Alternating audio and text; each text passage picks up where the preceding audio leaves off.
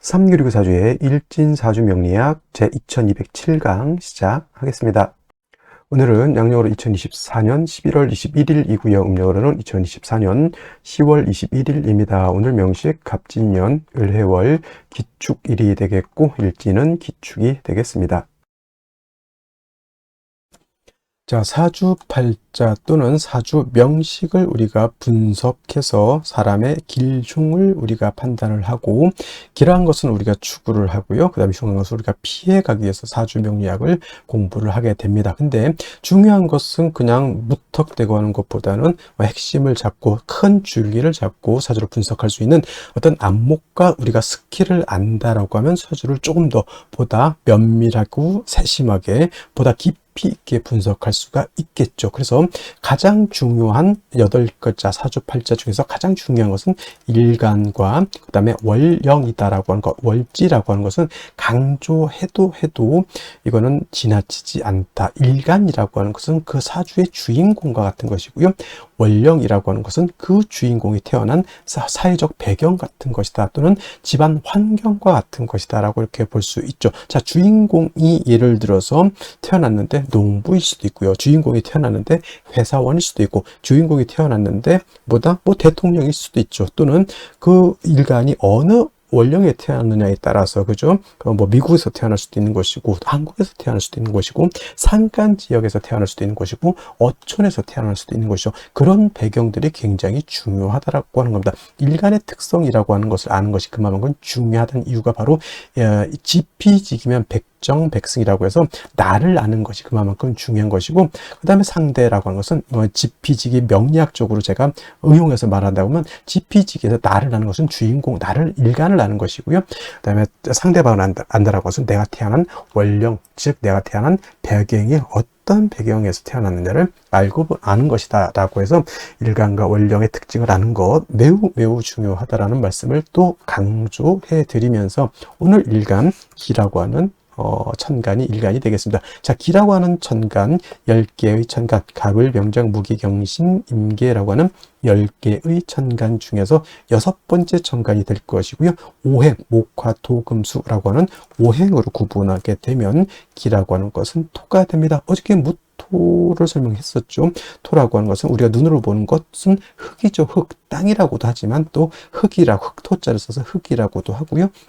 그 다음에 목화 금수는, 목은 따뜻한 온기, 그 다음에 화는 뜨거운 열기, 그 다음에 수는 차가운 냉기, 금은 숙살지기라고 해서 서늘한 기운, 이렇게 말하는데, 토라고 하는 것은 어느 하나에 배속되지 않는다라고 말씀을 드렸죠. 그래서 토라고 하는 것은 중앙에 거하면서 사후에 기생한다, 이렇게 설명을 드렸습니다. 기생한다. 이런 것들은 뭐가 이렇게 중요해 이렇게 하실 수도 있겠지만, 이런 것들은 많이 들어놓으시, 이것 제가 거기 명리 고전에서 이제 원래는 다 한자로 되어 있는 것을 이렇게 좀 분석해서 써드리는 것이니까 이해해 주시고, 중앙에 거하는 토는 무토기토, 무기토를 말하는 것이고요. 사후에 기생하는 토는 진술, 충미토를 말한다, 이렇게 보시면 되겠습니다. 그러니까 토라고 하는 것은 봄, 여름, 가을, 겨울 어느 하나에 딱 박힌 것이 아니라, 진이라고 하는 것은 봄에 배속되어 있는 토, 술은 가을에 배속되어 있는 토, 축이라고 하는 것은 겨울에 배속되어 있는 토, 미라고 하는 것은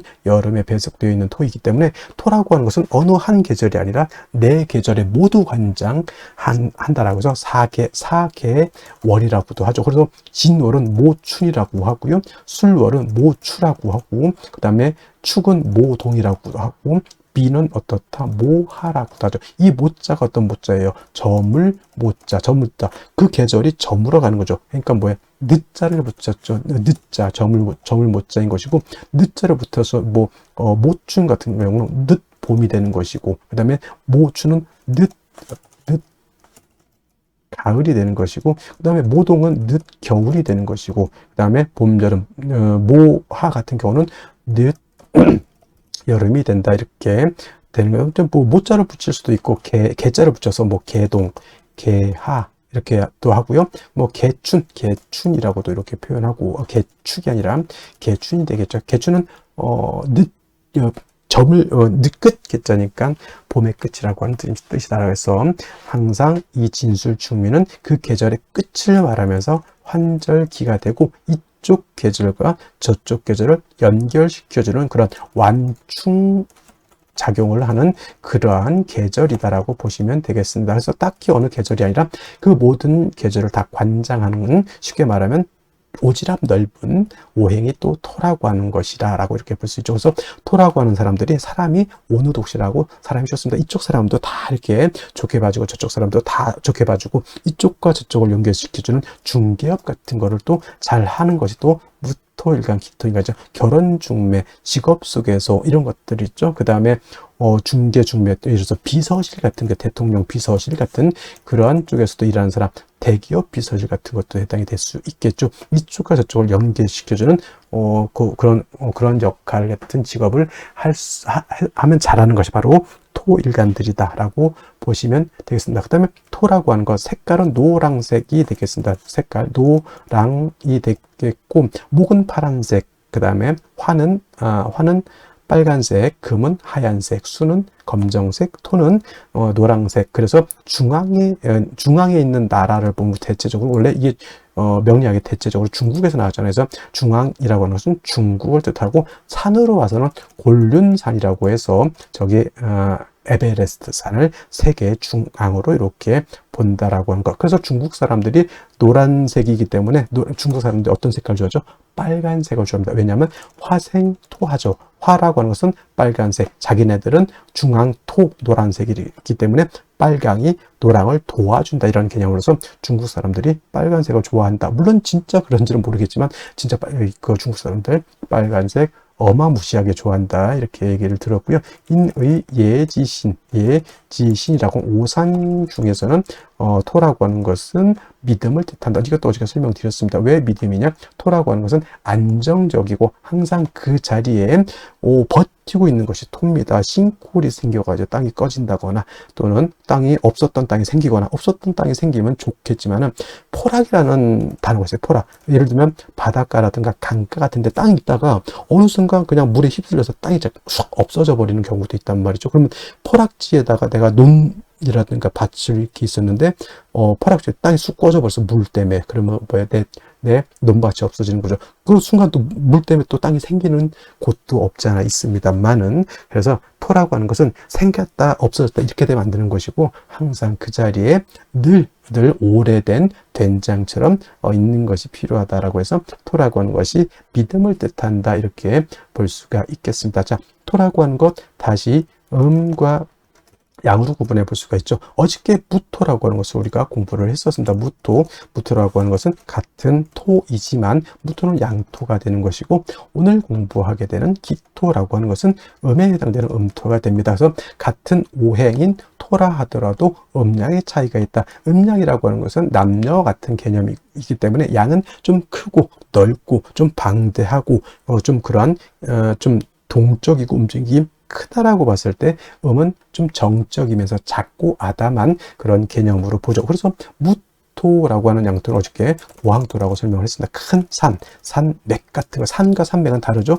큰 구름 같은 것, 또는 평야라든가 평야보다 더 멋진 개념이죠. 광야에서라고 하는 노래도 있습니다. 광야.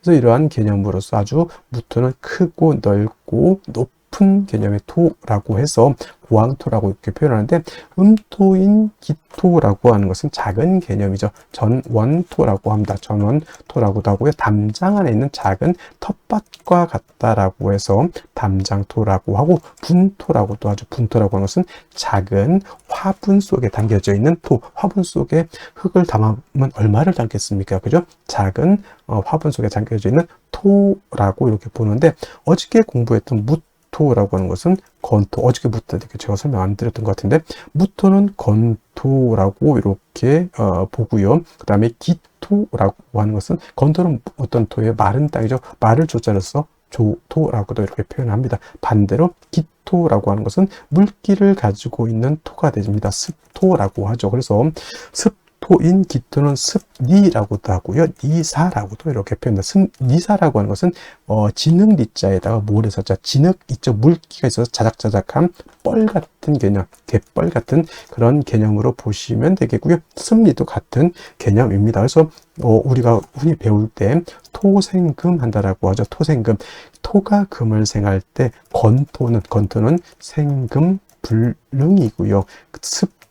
습토라야 생금 가능하다라고 하는 것도 여러분들 꼭 기억해 두시면 좋겠습니다. 예를 들면 일간이 경금, 신금, 이거나 경금이나 신금일간이거나 또는 경금, 신금이 용신인데 약해. 그때 토로서 금을 생할 때는 무토로서는 생각이 안 된다는 얘기입니다. 기토 또는 지지로 습토는 진토와 축토라야지만 금을 생할 수 있고 무토 또는 지지로 미토 그 다음에 술토는 생금이 불능하다. 이거는 건토는 금을 생할 수 없다라고 하는 것. 그럼 무토는 뭐다 용도가 없으니까 아니죠. 무토는 술을 갖다가 제할 때 특히나 임수를 제방하는 공력은 기토는 거의 능력이 없다라고 보고요. 임수 큰 물을 갖다가 막는 데는 우리 무토가 있어야지만 물을 막을 수 있다. 우리가 토목공사라고 하죠. 토목공사 그때 느낀 토목공사의 느낌은 기토가 아니라 바로 무토 개념으로 이렇게 생각하시면 되겠습니다. 그래서 기토라고 하는 것은 작은 텃밭이고 무토 같은 경우는 일간이 왕하면 간목, 병화, 개수를 쓴다고 했지만 기토는 작은 텃밭이기 때문에 이미 화초가 심어져 있는 뭘로 본다? 그냥 심어져 있는 화분 같은 것 아니면 화초가 심어져 있는 텃밭 이렇게 생각하시면 돼요. 그래서 굳이 기토가 왕하다 하더라도 간목은 필요가 없겠고 이미 화초가 심어져 있기 때문에 따뜻한 햇볕과 병화와 뭐가 필요하다? 개수만 있다라고 하면 기토로서의 용도가 나타날 수 있다. 물론 기토가 간목을 쓰는 경우도 없지 않아 있습니다. 기토가 예를 들어서 진술충묘월에 태어나서 왕하다거나 무토가 정관에 투출을 한다거나 그런 경우에는 예외적으로 간목을 쓰고요. 그 다음에 묘월의 기토는 간목을 쓰는 경우가 있습니다. 그래서 전혀 안 쓴다라고 하는 개념은 아니고요. 무토는 왕하면 무조건 간목을 써야 되지만 기토는 왕하더라도 특별한 경우가 아니고 저는 무토는 일단은 차치하고 병화 개수를 위주로 쓴다 말씀드렸던 것처럼 사오묘월 뜨거운 여름 같은 때는 개수가 핵심 관건이 되는 것이고요. 해자축월 겨울 같은 경우에는 병화가 핵심 관건이 된다. 이렇게 기억해 두시면 크게 어려움 없이 기토를 이해할 수 있겠다라고 말씀을 드릴 수 있겠습니다. 자, 다음으로 월령에 대해서 알아보도록 하겠습니다. 자, 월령이라고도 하고요. 월지라고도 하고 월원이라고도 표현하죠. 제강이라고 하는 표현도 쓰긴 하지만 이렇게 기본적으로 월령, 월지, 월원이라고 하는 것은 다 같은 것을 말합니다. 월주의 지지를 말하는 것이고 이 월령, 월지, 월원이 중요하다라고 보는 것은 이 네 지지 중에서 유독 이 월지만이 계절의 개념을 가지고 있고요. 계절이라고 하는 것은 추나 추동을 말하는 것인데 이 월지 안에 어떤 핵심을 갖고 있느냐? 왕세와 한열의 개념을 가지고 있다. 사주는 어떤 사주가 중요한 것이다? 좋은 것이다. 중화된 사주를 좋게 보는데 그럼 무엇을 중화를 할 것이냐? 바로 왕쇠라고 하는 것과 또 한열이라고 하는 것을 중화를 시켜야 된다. 왕쇠라고 하는 것은 사주에서 어떤 오행이 왕하냐 또는 어떤 오행이 약하냐를 보는 것이고 한열이라고 하는 것은 이 사주가 추우냐 더우냐 좀 더 자세하게 말하면 한난 조습을 본다라고 해요. 한이라고 하는 것은 차가운 것을 말하고 난이라고 하는 것은 따뜻한 것을 말하고 조라고 하는 것은 건조한 것을 말하고 습이라고 하는 것은 습한 것을 말하는 것인데 사주라고 하는 것은 이 한난 조습이 완전하게 중화를 이루고 또 왕쇠라고 하는 것도 목화 토금수 중에서 골고루 있으면서 서로 중화되고 견제 균형을 맞추고 있으면 굉장히 좋은 명식이 될 수 있지만은 그렇지 않고 이것이 깨져 있다, 견제와 균형이 깨져 있다라고 하면 좋지 못한 구조가 되죠. 예를 들면 일간이 너무 왕한데 이 왕한 일간을 갖다가 통제할 수 없다라든가 또는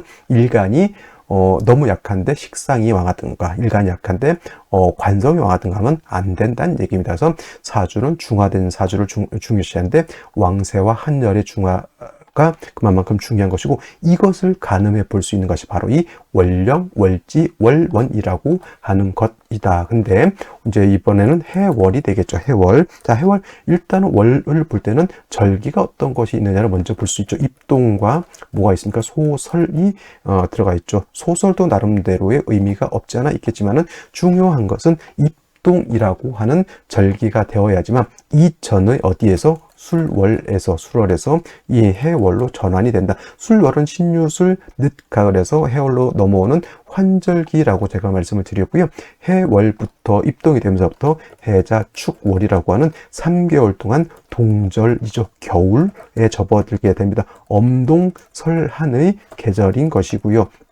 제가 이 해자축을 설명할 때는 남극 대륙을 연상해야지만 이해하기가 쉽다. 또는 사람이 사는 데에 가장 추운 지역을 살펴봤더니 영하 72도까지 떨어지는 그러한 곳이 있다고 합니다. 저는 그런 데서는 절대 살 수 없을 것 같아요. 그래서 해월, 자월, 축을 생각할 때는 반드시 이 혹한의 한기가 있는 그런 것, 그것도 중화가 되어야지만 사람이 살 수 있는 아주 좋은 곳이 될 수 있겠다라고 해서 해월, 자월, 축월에는 반드시 조후의 개념이 절실하다, 급박하다 이렇게 표현하죠. 뭐가 있어야 된다는 얘기죠. 반드시 화가 있어야지만 땅이 얼지 않고 물이 얼지 않고 천하가 해동되어야지만 각각의 오행의 쓰임이 나타날 수 있겠다라고 볼 수가 있는 겁니다. 그래서 해월, 자월을 축을 태어났는데 어느 일간을 막론하고, 예를 들어서 윤학격이 되지 않는 한은 반드시 사주에 뭐가 있어줘야 된다? 화가 있어줘야 되는 것이고, 이때 화라고 하는 것은 조후를 위해서 이렇게 쓰는 것이기 때문에 어떤 화, 음화보다는 양화가 있는 것이 좋겠다. 병화가, 뿌리 있는 병화가 천간에 투출하게 되면 엄동이라 하더라도 천하를 비춰주는, 천하를 따뜻하게 해주는 태양이 뜨는 것과 같다. 이때 뭐 어떤 분들 병정 병화가 2개면 안 좋다 이렇게 보시는 분들도 있는데, 해자축월에는 병화 2개 있어도 오히려 다다익선이다. 다다익선이 된다. 물론 뿌리가 당연히 지지로 있어줘야 된다라고 하는 것도 여러분들 알아두셨으면 좋겠고요. 그 다음에 신유술은 방향은 북방이죠. 색깔은 검정색이 되겠습니다. 수가 왕한 수왕절이 되는데, 해월은 수의 임관지가 돼서 수가 왕하고요. 그 다음에 다음 달 자월 같은 경우에는 수의 제왕지가 되는 것이니, 해월, 자월이 가장 12달 중에서 수기가 가장 왕하다라고 하는 것. 여러분, 수가 특히나 해월, 자월, 축월에 수가 많다라고 하는 뜻은 물이 많다라고만 여러분들 생각하시면 절대 안 되고요. 해자 축월에 수가 1점, 2점, 3점 많아진다라고 해서 기온이 급속하게 떨어진다. 기온이 하강한다라고 하는 것. 얼어 죽는다 이렇게 생각하시면 될 것 같습니다. 그래서 해월 같은 경우 수가 왕한 계절이라고 하는 것 꼭 명심해 두시고, 그 다음에 또 이제 해월에서 볼 것은 지장간을 한번 볼 필요가 있겠죠. 무토라고 하는 지장간이 초기라고 해서 있고요. 그 다음에 간목이라고 하는 지장간이 중기라고 있고요. 그 다음에 해의 본기는 임수가 되죠. 임수. 그래서 해수는 용, 양이라고 해서 몸체는 음이죠. 원래는 자수가 양이고 해수가 음이 돼서 몸체는 해수가 음이지만은 그 지장간 본기가 임수이기 때문에 쓰는 것은 양어로 쓴다 해서 용, 양이라고 이렇게 표현을 합니다. 근데 이제 지장간을 봤을 때 해중에 있는 무토가 있긴 하지만 무토는 쓴다 안 쓴다? 불용, 쓰지 않는다라고 하는 것은 어떤 쪽으로는 쓰지 않는다? 격을 잡는다거나 용신을 취용할 때 해중에 있는 무토를 쓴다 안 쓴다? 안 쓴다라고 이렇게 보시면 되겠고요. 해중에 있는 간목은 격을 취용할 수 있습니다. 예를 들면 뭐 무토일간이 해월이 되는데 간목이 투출되어 있다면 간목으로서 편간, 격을 잡을 수가 있고요.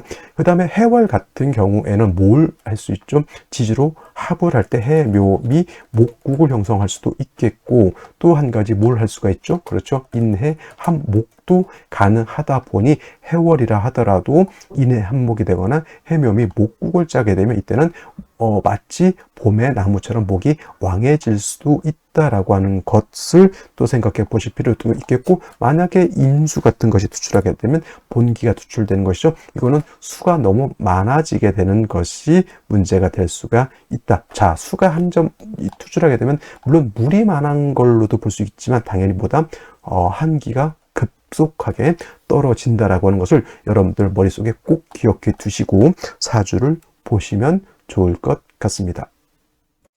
자, 이러한 엄동설할인 해월의 일간 기토가 태어나게 되면 사주를 어떻게 배합하는 것인가? 자, 기토도 마찬가지고요. 어저께 공부했던 무토도 마찬가지고, 토라고 하는 것은 만물이 자생할 수 있는 삶의 터전과 같은 것이다. 그래서 토라고 하는 것은 너무 추워서 동토가 돼서 안 되고요. 너무 더워서 열토가 돼서도 안 됐다. 동토라고 하는 것은 예를 들면 남극대륙 같이 땅이 완전 얼어서 저기 툰드라 지역 같이 이렇게 땅이 얼어도 안 되는 것이고, 사하라 사막처럼 너무 뜨거워서 그 뜨거운 모래밭이 돼서도 안 된다. 그래서 무토기토라고 하는 것은 수화 기제가 제대로 이루어지는 토가 좋은 토라고 말씀을 드렸는데, 자, 원령 자체가 해월이라고 하는 것은 일단 원령만 놓고 봤을 때 수화 기제가 됐습니까? 안 됐습니까? 일단 수가 너무 많아져 있죠. 수가 많다라고 하는 것은 사주가 한습해졌다라고 하는 것이고, 한습이라고 하는 것은 차갑고 물기가 있으면 언다라고 하는 뜻입니다. 여러분, 쉽게 말하면 이렇게 비유를 이렇게 한번 해볼게요. 여러분들이 100만 원짜리, 500만 원짜리 화초, 특히 난초를 가지고 있고 화분에 심겨져 있는데 그 화분이 해월에 태어났다는 것은 밖에 나가 있다는 뜻이에요. 그러면 수백만 원짜리, 수천만 원짜리 난초가 바로 얼어 죽습니다. 그럼 반드시 어떻게 돼요?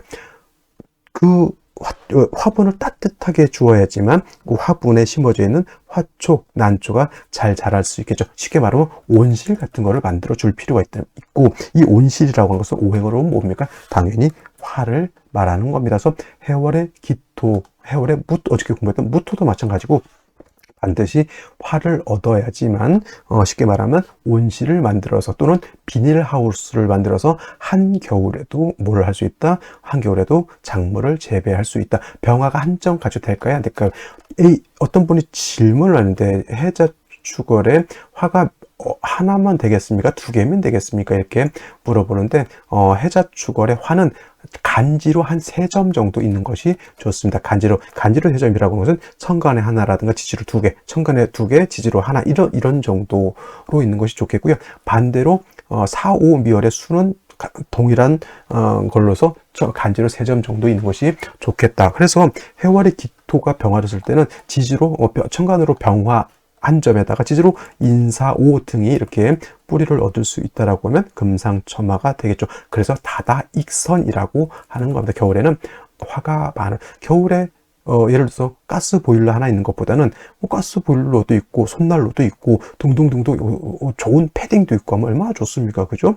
그래야지만 충분하게 해동하고 조우할 수 있고 난방할 수 있다. 이 경우에 이제 예를 들어서 병화 자체가 뿌리가 튼튼하다라고 하면 별개이지만, 예를 들어서 병화가 좀 약한 경우에는 역시나 간목을 얻어서 병화를 생조해 주는 것이 필요하겠다라고 말씀드릴 수가 있죠. 그래서 해월의 기토 또한 병화, 화가 없다라고 하면 역시나 기토가 한전에다가 땅이 얼어버리게 되면 기토로서의 용도 쓰임이 전혀 없게 되는 것이고요. 특히나 예를 들어서 해월에 뭐가 투출한다? 임수 투출하면 될까요? 안 될까요? 전혀 안 될 겁니다. 왜냐하면 이 임수가 투출하게 되면은 사수동류라고 해서 이 작은 텃밭이 이 해월에 임수 투출하게 되면 물이 범람했다 이렇게 보는 거예요. 그러면 기토가, 작은 텃밭이 큰 물에 의해서 휩쓸려 내려가는 것이다. 이때 어떤 분들이 자꾸 일간이 기토인데 임수 보면 기토 타김을 염려하시는데, 이거는 일간이 기토가 임수를 걱정할 필요가 전혀 없습니다. 이거는 기토 타김 아니죠. 기토타김을 논할 때는 일간이 임수이거나 또는 임수가 용신일 때 기토타김을 논하는 것이지, 일간 자체가 기토인데 기토타김을 논할 필요가 있다 없다? 없다라고 하는 것이고, 또 임수가 아니고 개수가 투출하면 좋지 않겠습니까? 라고 하지만 역시나 동절에 수가 많아지는 것은 기운이 그만큼 하강한다. 물론 개수가 투출인데 병화도 있고 지지로 화가 충분히 있으면 개수 투출해도 큰 상관은 없습니다만은, 화가 충분하지 않은 상태에서 개수가 투출한다라고 하는 뜻은 뭐냐? 겨울에 눈보라가 심하게 친다 이렇게 볼 수가 있겠습니다. 그래서 정리하면 역시나 해월에 어떠한 일간도 기토가 됐든 무토가 됐든 화가 없어서는 안 된다라고 하는 것이고, 제가 화를 얘기를 할 때 자꾸 병화만 얘기하는데, 물론 정화도 쓸 수는 있습니다만은 공력의 차이가 있잖아요. 태양이 뜨는 게 좋을까요? 손난로 하나 또는 가스난로 하나 있는 게 좋을까요? 당연히 태양을 얻게 되면 천하를 따뜻하게 할 수 있는 공력이 있죠. 그것이 바로 태양을 얻는다라고 하는 뜻은 병화를 얻는 것을 말하는 거고, 정화라고 하는 것은 뭐다? 손난로 하나 얻는다, 이렇게 생각. 같은 화라도 그만큼 공력에 있어서 차이가 있다라고 하는 것을 꼭 명심해 두시고 사주를 보시기 바랍니다. 자, 다시 오늘의 명식을 살펴보도록 하겠습니다. 자, 일간, 기토일간이 되겠고요. 기토일간이 태어난 월령은 해월이 되겠습니다. 일간의 특성과 월령의 특성은 매우 잘 알아야 될 사항이 되겠고요. 세 번째로 격국과 용신에 대해서 알아보도록 하겠습니다. 자, 격국이라고 하는 것은 사주 8글자가 어떻게 구성되어 있느냐, 사주의 틀을 보는 것을 격국을 본다라고 말하는 것이고, 용신이라고 하는 개념은 이 8글자의 틀 속에서 이 사주를 중화시킬 수 있는 가장 핵심적인 요소를 용신이라고 하고요.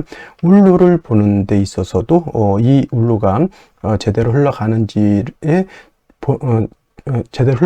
보는 척도로 용신을 활용하게 되어 있습니다. 그래서 일가가 월령의 특성을 알았으면 세 번째로 격국과 용신이 어떻게 되어 주어지는지를 살펴볼 필요가 있는 겁니다. 자, 격국과 용신도 결국은 일간과 월령이라고 하는 토대 위에서 살펴볼 수가 있는데, 일간 기토라고 하는 것은 음토가 될 것이고요. 월지에 있는 해수는 양수가 되겠습니다. 체음용양이라고 해서 본시 해수라고 하는 것은 어떤 수? 음수가 되겠습니다. 해수는 음수가 되고 그 다음에 자수가 양수가 되죠. 그래서 해수는 음수인데 왜 체음용양이라고 하느냐, 그 지장간에 비밀이 숨어져 있죠. 해수라고 하는 것은 무토, 간목, 그 다음에 임수라고 하는 것을 가지고 있는데, 본시해수라고 하는 것은 음에 해당이 되지만 그 본기가 뭡니까? 양수를 담고 있기 때문에 그렇습니다. 그래서 체음용양이라고 해서 해수는 양수로 쓰게 되어 있죠. 그래서 음토가 양수를 받다 음대양의 관계가 성립이 되는 것이고, 그다음에 토라고 하는 것은 수를 극하게 되어 있습니다. 어저께 무토가 해월에 태어나는 것도 마찬가지고, 오늘 기토가 해월에 태어나는 것도 마찬가지고, 무토, 기토 같은 토이기 때문에 해월에 태어나게 되면 토국수의 관계에 내가 월지에 있는 내가 나인 기토가 월지에 있는 해수를 극한다. 내가 극하는 것이죠. 극자라고 표현을 하고요. 이거는 재성이라고 표현하죠. 참고로 내가 극하는 것이 있으면 나를 극하는 것이 있습니다. 나를 극하는 것은 극아자라고 표현하고, 이거는 관성이라고 이렇게 씁니다. 그래서 관성은 그때 이제 다음에 또 공부해 보도록 하고요. 재성이라고 하는 것은 우리가 육친으로 봤을 때는 이제 남자한테는 처에 해당이 되고 아버지도 해당이 됩니다. 아버지. 그 다음에 재성은 재물로도 많이 우리가 알고 있습니다. 재물. 그래서 재물도 해당이 되고 인기도 해당이 되고, 그 다음에 근면, 성실성도 해당이 되고, 부지런함을 말하는 근밀, 성실. 그 다음에 주색, 잡기라고 하죠. 주색, 잡기. 그 다음에 유흥, 오락 같은 개념도 우리가 재성으로 볼 수가 있습니다. 그래서 재성이 왕하고 일간도 왕하다, 신왕, 제왕하게 되면 처덕도 있고 아버지 덕도 있고 재물도 있고 인기도 있고 근면성실을 해서 아주 빠릿빠릿하고 재미있는 그러한 사람이 될 수 있지만, 반대로 신약 제왕이 된다라고 하는 뜻은 일간역에서 재성을 감당할 수 없으니 처덕도 없고 부덕도 없고, 그 다음에 재물을 얻는 것보다는 빚을 많이 질 수도 있는 거고, 그 인기라고 하는 것으로 인해서 큰 화를 당할 수도 있다. 근면성실하지 못하기 때문에 재물을 얻기가 어려울 것이고, 주색잡기, 유흥오락으로 인해서 자칫하면 패가 망신할 수도 있는 것이 제다 신약 또는 신약 제왕이다라고 볼 수가 있는 것이죠. 자, 재성이라고 하는 개념은 대체적으로 이렇게 보시면 될 것 같고, 다시 두 가지로 구분해 볼 수 있어요. 정제와 편제로 구분해 볼 수 있는데, 자, 정제라고 하는 것은 바른 정자죠. 바른 정자. 그래서 이거는 정확한 예측 가능한 그러한 재물을 말한다라고 볼 수 있죠. 월급 같은 개념이죠. 내가 은행에 냈을 때 이자 같은 개념이고, 하루 품삯 같은 개념으로 생각하셔도 좋습니다. 삭자를 이렇게 쓸까요? 자, 그래서 이런 개념이 정제라고 하면, 편제는 예측 가능한 것이 아니라 예측 불가능이죠. 하기 어려운 거. 예를 들면은 로또 당첨금이라든가 생각지도 않았던 조상의 유산을 물려받을 수 있는 것이고, 땅이 수용이 돼서 생각 이외에 큰 재물을 얻을 수 있는 거, 이런 것들이 다 편재라고 볼 수 있죠. 그래서 정제격인 사람은 성격이 어떻다? 꼼꼼하고 세심하고 이러한 예측 가능하게 돈을 쓰는 것을 좋아하지만, 편재인 사람들은 꼼꼼하고, 물론 이제 재물에 대한 욕심은 있지만 꼼꼼 세심하기보다는 좀 스케일이 좀 크죠. 이런 사람들은 투자 같은 거, 투기 같은 거, 이런 것도 굉장히 잘하는 사람. 그래서 정제격인 사람들은 좀 꾸준한 면이 있는가 하면, 편제격인 사람은 벌 때는 왕창 벌 수 있지만 또 잃을 때는 또 왕창 잃을 수 있는 것이 또 편제가 되죠. 그래서 정제가 좋으냐 편제가 좋으냐, 이것은 이제 사람의 성격에 따라서 달라질 수 있겠지만은, 정제는 그냥 예를 들면 나는 이런 것 저런 거 다 필요 없고 그냥 꾸준하게 그냥 마음 편하게 사는 게 좋겠다. 그럼 정제. 그 다음에 아니 못 먹어도 그죠? 이렇게 되는 사람은 편제. 이렇게 갈라질 수가 있는 것이죠. 자, 정제라고 하는 것은 일간과 재성과의 관계가 오늘처럼 음대양, 음양의 조화가 맞고 이렇게 되거나, 또는 양대 음의 관계가 성립이 되면 정제라고 하고, 편제라고 하는 것은 양대 양의 관계 또는 음대 음의 관계가 성립이 돼서 음양의 조화가 맞지 않으면 편제가 되는 것인데, 오늘 같은 경우에는 음대 양의 관계가 성립이 되죠. 정제 격이 된다, 이렇게 볼 수 있고, 해월은 수왕절이라고 했습니다.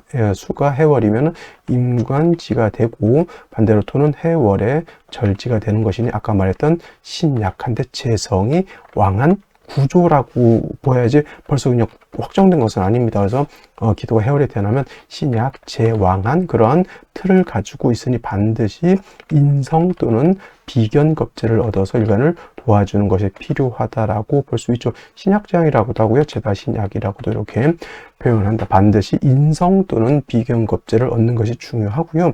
또 한 가지 해중에 있는 간목이라고 하는 것이 월간에 아니죠, 천간에 투출하게 되면, 이 경우에는 정관격의 재관이 왕한 그런 구조라고 볼 수 있습니다. 올해 같은 경우는 갑진년이기 때문에 해월에 기토가 태어나게 되면 일단은 정관격의 신약한 사주가 재관이 왕한 사주라고 볼 수가 있습니다. 반드시 인성이라든가 또는 비견겁제를 얻어야 되는데, 가장 중요한 것은 해월은 춥기 때문에 비견겁제를 보는 것도 좋지만 인성을 먼저 얻어서 기토를 생해주고, 그 다음에 해월의 차가운 기운을 갖다가 따뜻하게 해줄 필요가 있다, 이렇게 볼 수가 있습니다. 그래서 해월의 기토가 태어났는데 화가 있느냐 없느냐가 가장 큰 관건이 된다, 이렇게 볼 수가 있겠죠. 자, 월간 말씀드렸던 것처럼 간목이 투출되어 있습니다.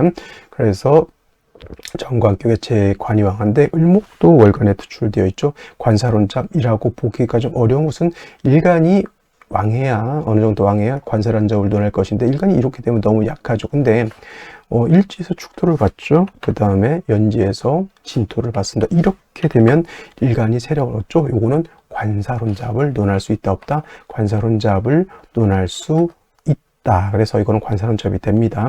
반드시 그 관사론잡보다도 더 중요한 것은 화를 얻었느냐 화를 얻지 못했느냐가 큰 관건이 된다라고 봤으니, 일단 중요한 거 관사론잡이 중요한 것이 아니라 보다 생시에서 화를 얻느냐 얻지 못하느냐가 중요한 핵심이 될 것이다, 이렇게 말씀드릴 수가 있겠습니다. 자, 그러면 생시 보면서 설명드리도록 하겠습니다. 자, 생시 보도록 하겠습니다. 제일 먼저 갑자시를 보도록 하겠습니다. 갑자시가 되면은 또 천간에 간목이 투출되죠. 역시나 관살 혼잡을 면할 수 없겠고요. 자수로서 자축합토가 될 것입니다. 그래도 이거는 해월이기 때문에 자축합토 이렇게 보기보다는 뭐가 성립된다? 해자축 방합이 성립이 된다, 이렇게 보는 것이 맞다. 그래서 이것은 한기가 극심해지고 수가 많아진다, 이렇게 보는 것이 맞을 거예요. 이거는 자축합토라기보다는 자축합수로 보는 것이 좀 더 좋겠고요. 화가 없는 큰 단점이 있다, 이렇게 보시면 되겠습니다.